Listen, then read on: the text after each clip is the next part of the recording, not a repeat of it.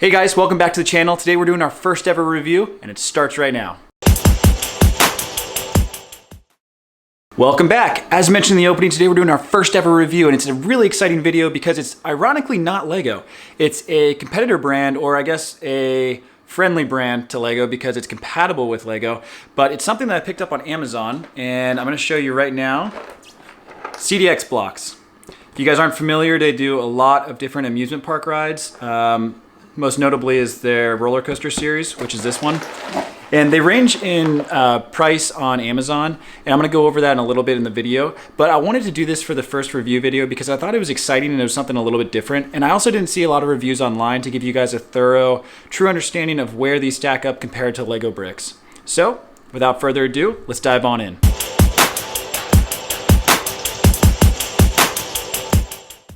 Okay, so as mentioned, I bought this on Amazon and this video is in no way sponsored by CDX Blocks or anything. This is a true review that I was just curious to see how these things performed. I mentioned in the face reveal video that one of my favorite sets of all time that Lego's ever released was the roller coaster set. That thing was a beast. It took a long time to build and it was a lot of fun. But I thought that the trains were a little light and they didn't really necessarily glide on the tracks as well as I was expecting. I don't know if you guys have had the same issues or if you found workarounds, but I knew that there were some other competitors out there with similar products that, you know, offered a similar build experience, good quality, and I thought, you know, let's check it out, why not? So I ended up buying CDX Blocks, and if you aren't familiar, they offer a whole range of different products.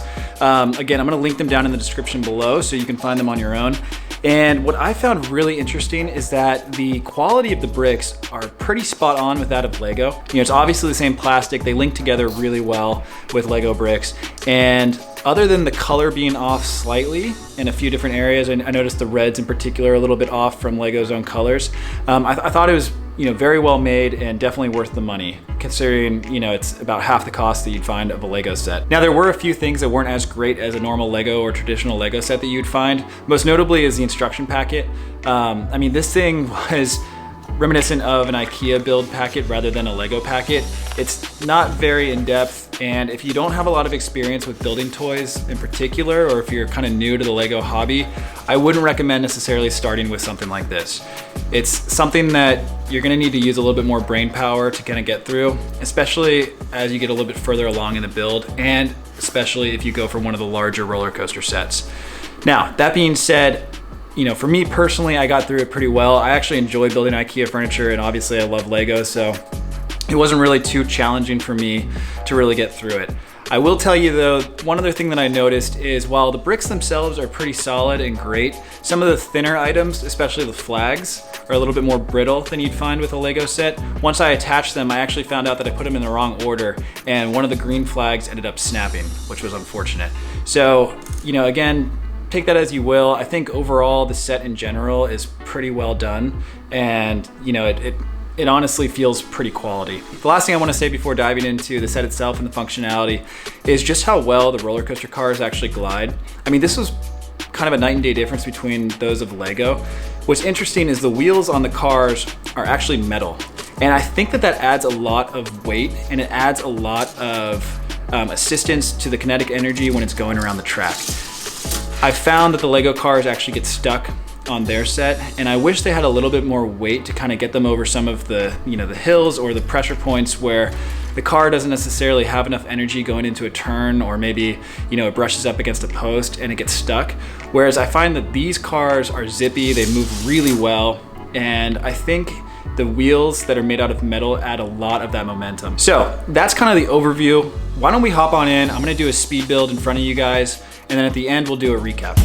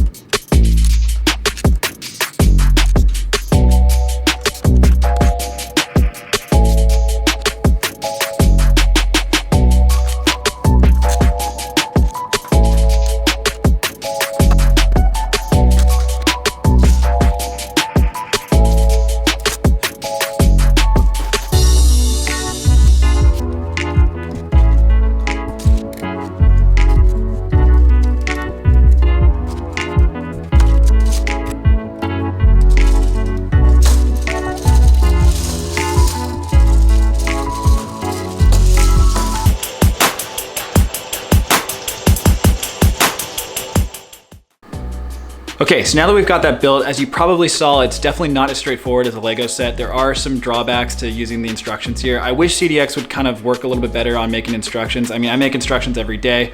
Granted, it's with Lego software, but I do feel this is an area that they could improve upon. Now, that being said, the rest of it, I was thoroughly surprised and impressed with how good of a quality this really is for the price.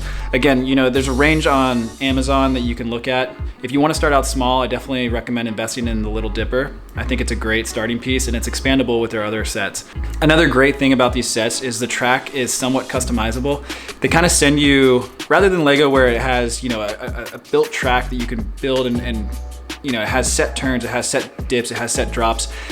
What's interesting about CDX is it's actually, as you saw in the build, kind of, it's like a plastic wire that attaches to brackets, and that makes the track. So it gives you a lot more flexibility, say if you wanted to do a corkscrew, or if you wanted to do a bigger drop, or if you wanted to, you know, bend and make curves and everything else, it gives you a lot more flexibility. And being that it's compatible with Lego bricks, you could theoretically, you know, swap the track on a Lego set or use Lego bricks for the base, and then use, you know, the CDX track and the CDX cars for the rest of the coaster, which would be pretty cool. And I've seen some of those online, which, you know, people have gotten really creative with their builds. You know, one other thing to note is that CDX actually has designed some of their own bricks. It's not an exact carbon copy of Lego bricks. You know, there's a few pieces in here that are unique to CDX blocks.